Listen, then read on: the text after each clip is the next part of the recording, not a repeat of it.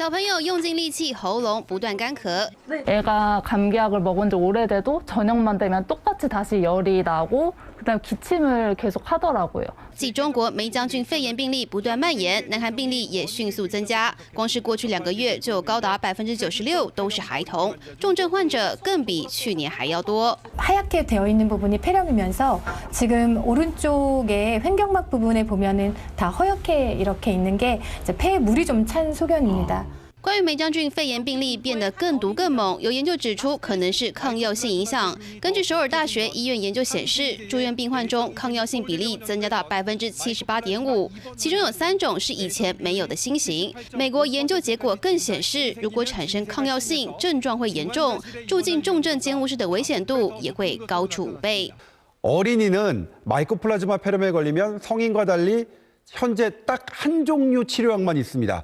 그런데 이 약에 내성이 생기고 있다는 게 심각한 상황이거든요.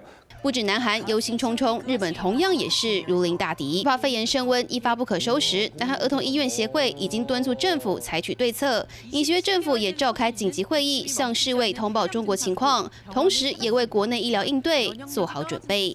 三立新闻黄泉报道。